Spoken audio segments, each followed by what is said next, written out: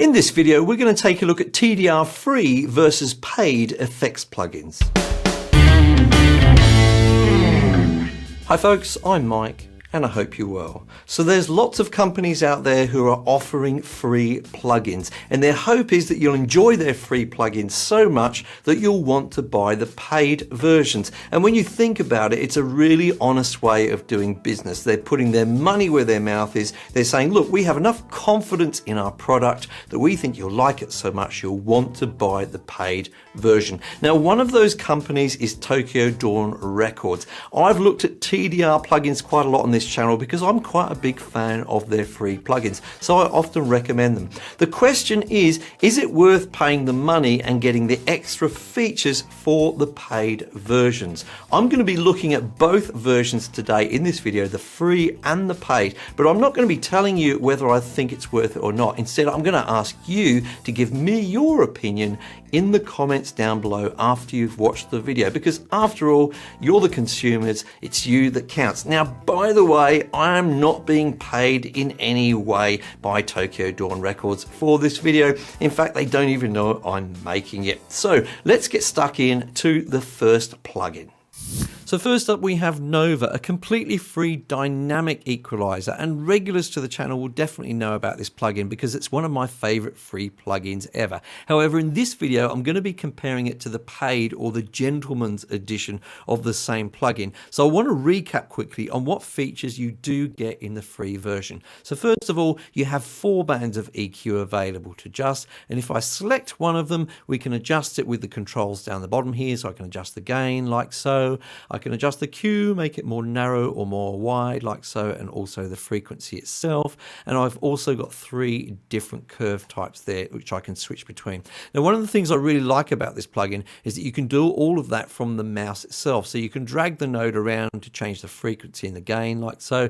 You can also use the scroll button on your mouse to change the Q, and you can right click to select those 3 different curve types. Nice and handy to have that at your fingertips. There's also a high pass filter and a low pass filter, and there's an analyzer as well. So if I play the guitar, you'll see that in action.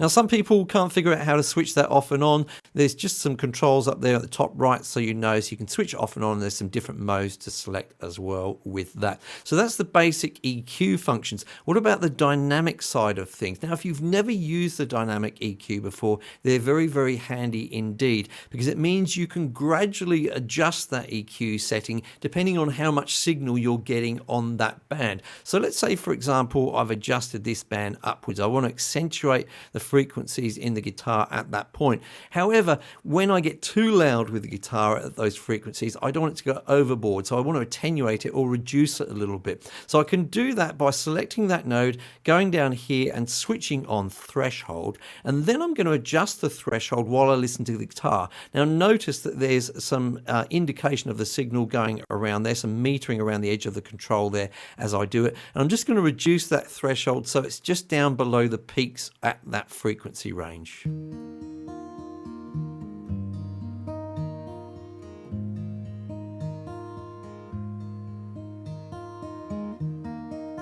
So you get a nice visual representation of what's happening there. If the guitar's reasonably quiet in that frequency range, then it will just keep it at that static EQ setting. But as it gets louder, and so it doesn't get overpowering, it's adjusting it there depending on the settings that we have down here. And these settings are the usual compressor settings. We have ratio, attack, and release here so that we can control what's going on.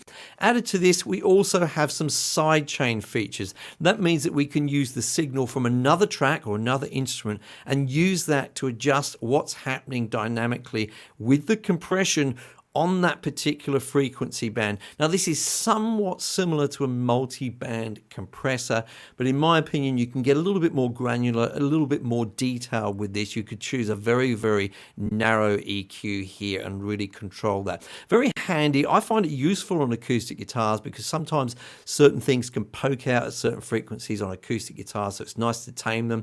And you could also use it for things, for example, like as a de-esser. So if you were to switch all of these nodes off, use it around around about 5K, and you could definitely do some de-essing there using dynamic equalization, or using a compressor, as I say, in that particular frequency band. So that's the free version. What's in the paid version? Let's switch over to that now. As I say, it's called the Gentleman's Edition. You won't immediately notice too much, but I'll go through what's different. First of all, we have 6 bands of EQ available to us. So that means we can just get that little bit more detailed in more places with this EQ, and that could be very handy for you indeed. I don't often go anything like 6. Often when I'm EQing things, it's around about 4 or 5, but occasionally with particular vocals, for example, I want to get very, very detailed, and 6 would be a good number for doing that. Now, as well as that, we also have a lot more options in terms of the dynamic side of things. So let's do that again. I'm going to select that frequency range there.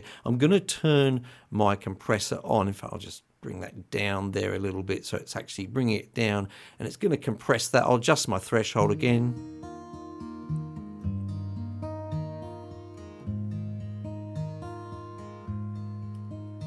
Okay, so what's happening here, let's put it in plain English, is what's happening with the compression. We're saying when we get to a certain level, then start to reduce the signal in that frequency range, okay? So when we're above a certain level, start to reduce. We've got this interesting toggle switch here, which kind of reverses that logic. So we switch that on now, and you actually see the compression switch in right away there. Here what we're saying is, while we're below that level, then add all that compression, and then when we start to get above that level, reduce that compression, eventually remove that compression completely. So it's working in reverse there.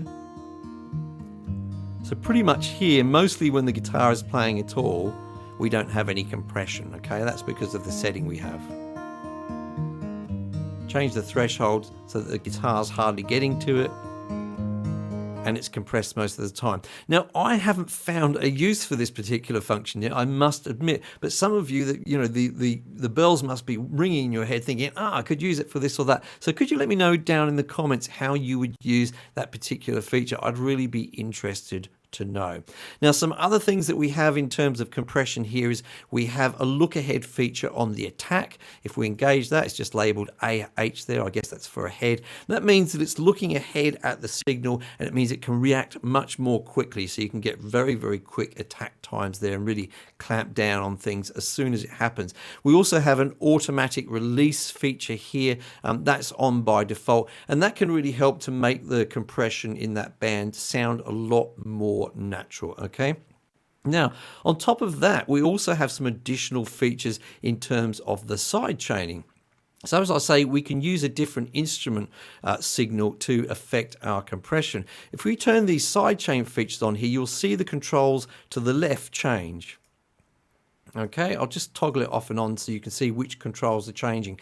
That means that we can unlink the controls from the source to where our target is, which is this instrument. In other words, we could say, hey, look, we want to use, let's say, a different frequency range. We want to use the sort of 600 or so hertz from the source material to affect the 350 hertz area of this actual instrument. Or we could actually change the Q and just use a very narrow little band there on the source of our sidechain to affect a completely different frequency and a completely different Q value as well. So that's really getting very, very detailed. And again, I'd love you to tell me in the comments down below how you think you could make use of that. I think that could be very, very interesting indeed. Now, as well as that, we have a little control over here, which I think is very handy, which is called EL Trim. You just click on it and it does some automatic adjustment of the gain. Now, what it's doing here is it's trying to match the input to the output, or the output to the input, I should say. So it's meaning that after you've made your adjustments to the EQ, you're still keeping the volume about the same. You're not being tricked into thinking it sounds better just because it sounds louder, or sounds worse just because it sounds quieter. So that's a nice feature to have in there.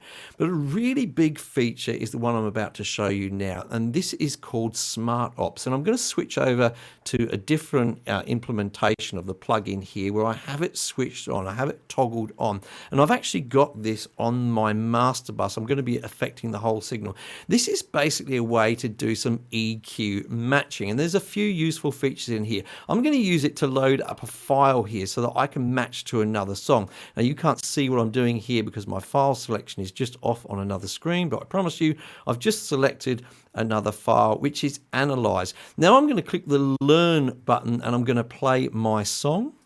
Of all the things we could have known.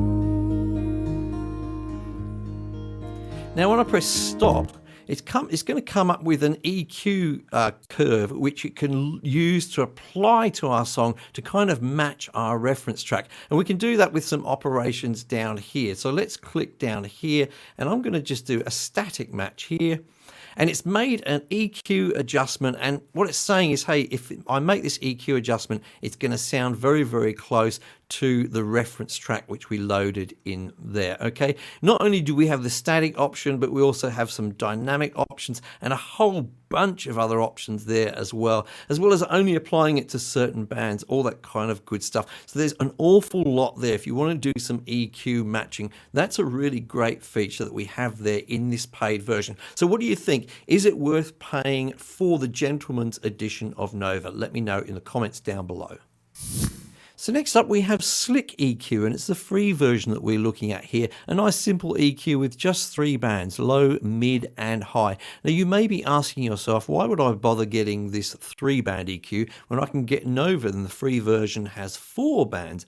Well, the difference is that these bands behave in quite a different way, and you'll be able to see that a little bit more clearly when we look at the paid version in a moment. But broadly saying, I would say these are better for buses and especially for the master bus. They're good for making much broader and more musical sweeps rather than, your particularly more surgical things that you might do with something like Nova. But as I say, it's going to become a lot more clear in a moment when we look at the paid version.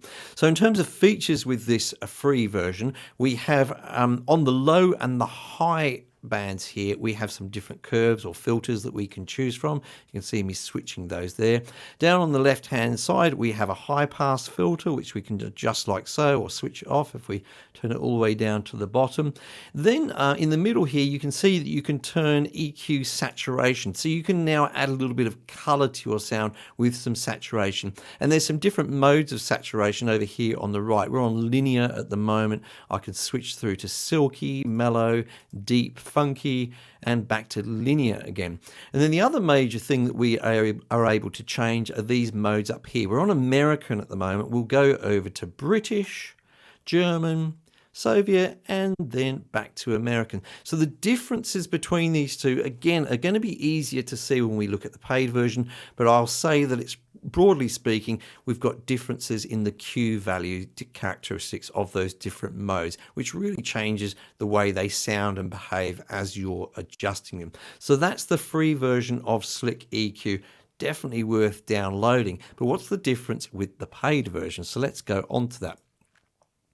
Well, the first thing you immediately see is we do have a display available in the paid version, and we also have an analyzer as well. I'll just switch that on so that we're monitoring the input signal. Let's have a look. Of all the things we could have. Okay, so you have that analyzer there. And also you're going to be able to see in a moment how these bands are really affecting our EQ curve overall. And it's quite different to Nova, as you'll see. So I'm just going to go ahead and adjust the gain on the low band there. I'll do a drastic adjustment there.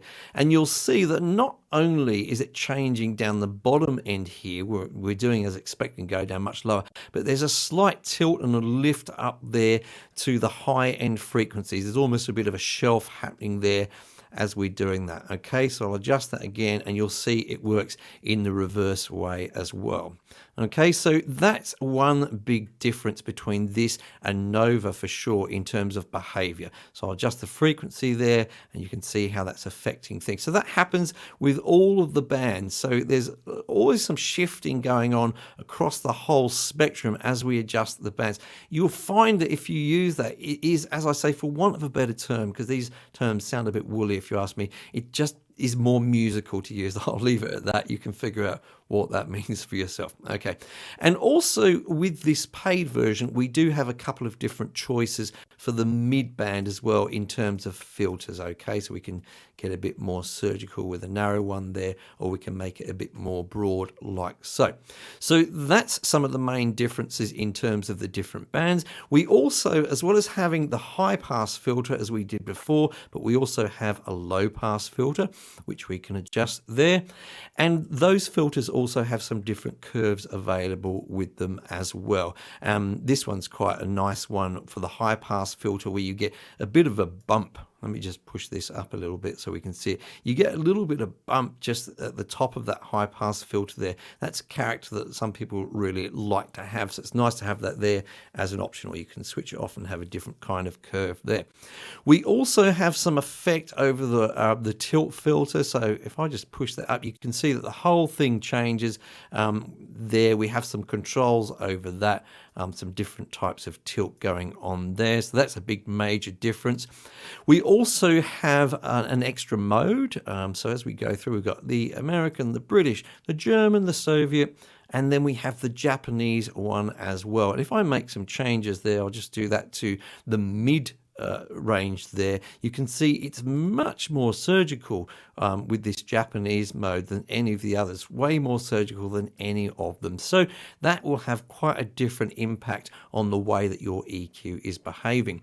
Talking about different impacts, we also, of course, still have the EQ saturation feature, but we have some different choices available to us in terms of the different characters of saturation. So we have linear, silky, mellow, deep, excited, toasted, funky, 7, and back to linear again. Very nice indeed. Now, the last thing I'm going to show you was in common with Nova, because we also have this Smart Ops feature. So this enables you to either load in external sources and try and EQ match with those, or you can use an internal source. So a source which is already in your DAW at the moment. So that's all of the features of the gentleman's edition of Slick EQ. Let me know in the comments down below if you think it's worth the upgrade. So far, I'm thinking it's amazing what you can get for free, right? I mean, for example, like this video, completely free for you to watch. If you do like these kind of free videos, then maybe you would consider subscribing, and make sure that you ring the bell on YouTube so that you're notified about my other videos. Also, don't forget to like. Back to this video. So lastly, we have Katelnikov, a wonderful mastering compressor, and we're looking at the free version again here. And if you're looking for some compression on your mastering, definitely have a go with this one. Really straightforward to use, but really suits itself to the task. We have common controls that you would normally see on a compressor, like threshold here. I'll just adjust that while I play the song. Of all the things we could have And you can see the metering going around the edge there, which I really, really like. And you can see how much compression is happening, or the gain reduction which is happening over here with the metering there. Other common controls that we see on other compressors are things like the ratio here and then the attack. We also have a knee control here. I won't explain what a knee is at the moment. I've talked about this in some of my compression tutorials, so check them out. But basically, it's a way of softening the effect of the compression and makes it a little bit more transparent, a lot less obvious to the listener. Now, I want to go over some of the other controls here, but I have to kind of dart around a bit. You'll see that we have some release controls here. We've got 2 of them, which is a little bit unusual. Now, these work in combination with this control up here, which is the peak crest. If I turn it all the way to one direction, then this control is the only one available. That's the peak release. Okay, if I go all the way to the other direction, then we have release RMS. Those are 2 types of release which we can blend together. The first one is based upon looking at the peak value before we decide to release the compression. The other one is based upon looking at the RMS value. So you can use a blend between the 2. If you happen to be using this and targeting something like drums, you might be using something like peak. more often. And then I would say for vocals or other instruments, RMS would be a really, really good choice. So that's the way that sort of interacts with those two controls. Very, very handy, and again can really help you to get natural compression, which isn't really obvious because we don't normally, unless it's specific types of music, want obvious compression. Now over on the left hand side here we see something which is called the low frequency relax. This is a kind of a filter so that the compressor is not being affected by the low frequencies so much. We can just drag around in here to get some different values, and what it's going to mean is that those pesky sort of low frequencies aren't going to have so much effect and have the compressor sort of triggered and kicking in too early, which is a thing that can often happen, and it's a reason why you'll often see me putting in high pass filters before things like compressors under normal circumstances. Then down the bottom we have this stereo sensitivity control. This is just to account for the fact that sometimes there can be quite drastic differences between a left and right channel at different times, and we're controlling here how sensitive the compressor is to those differences, or whether it just sort of treats the two as one whole thing.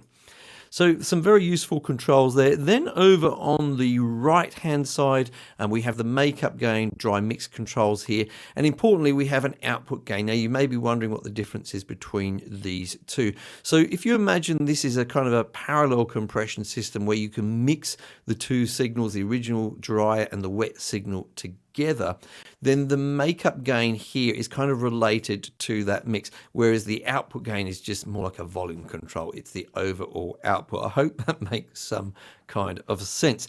So let's move on to the gentleman's edition, the paid edition that is. So I'll switch over to that now. Just a little bit slightly bigger interface because we have a few more options. I will say that one of the options, which I can't really quite demonstrate now, is we do have more control over the precision. So you can see right at the top, I'm switching it to Eco, Insane and Live. I didn't show you this on the main version, on the free version, because there's only two different modes there. It just means that we can control how much processing power is being used by the plugin and what kind of quality is being used. So let's look at the differences in the controls. The knee knob has gone here, and that's because they've put in this new control here, which is the gain reduction limit. So how does that work? Let's start to do some compression. I'll switch off the other compressor and put this one on, play the song. Of all the things we I'm going to put quite a lot of gain reduction by putting the threshold up high. Of all the ways we could have grown. So you can see there that it's reducing the gain by up to around about 7 decibels there. Well, what if we never want it to go there? What if we want to place some limits on that? So we can switch on this gain reduction and let's change it to 4 decibels, for example. You can see this blue line appears, and we'll play again. Of all the things we could have known. And no matter how we adjust our threshold and our ratio, it's never going to get more than those 4 decibels. So that puts a limit on the amount of gain reduction we have, which is quite handy. Now, looking towards the bottom here, we have this yin button, which adds some harmonics into the lower end, yang, which adds some harmonics into the mid to high frequencies, I believe.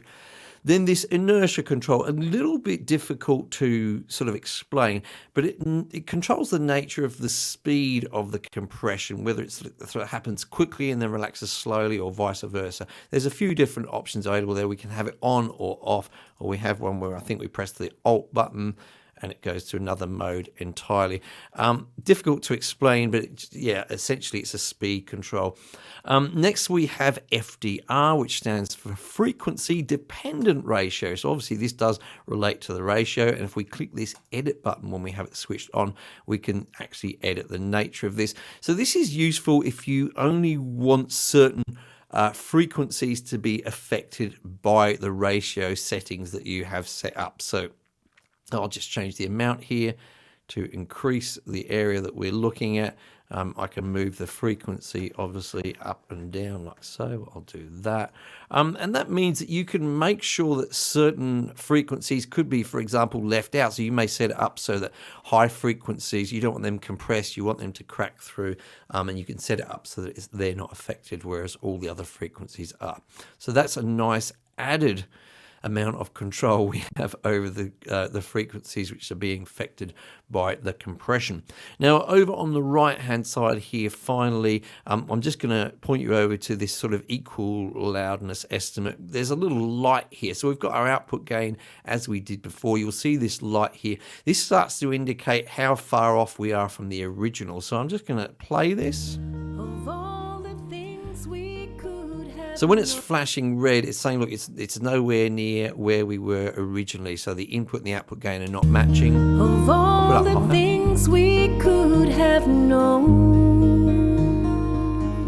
When we're in green, we're in the sort of ballpark, I believe. And then what we can do is adjust it, hit trim, and if that will actually match it, okay. But it does change, obviously, through the course of the music. Let's have a look. Of all the things we could have known.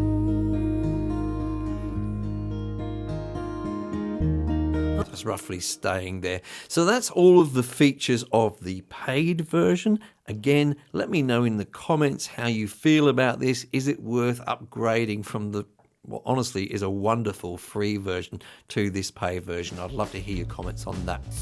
So at the time of making this video, there's actually a sale on at Tokyo Dawn Records, so you should click the link in the description down below, check the price, and then come back and tell me whether you think it's worth paying the extra money to get the extra features that you've seen in these plugins. Now, thank you so much for joining me today. If you did like this video, make sure you hit the like button. That helps me out because it lets YouTube know that other people should see this video as well. Now, if you didn't like this video, first of all, why are you still here? Second of all, hit the dislike button twice to show me your displeasure. If you do like this kind of content, then make sure you subscribe and ring the bell on YouTube so that you're notified about my future videos. And I'll see you in the next video.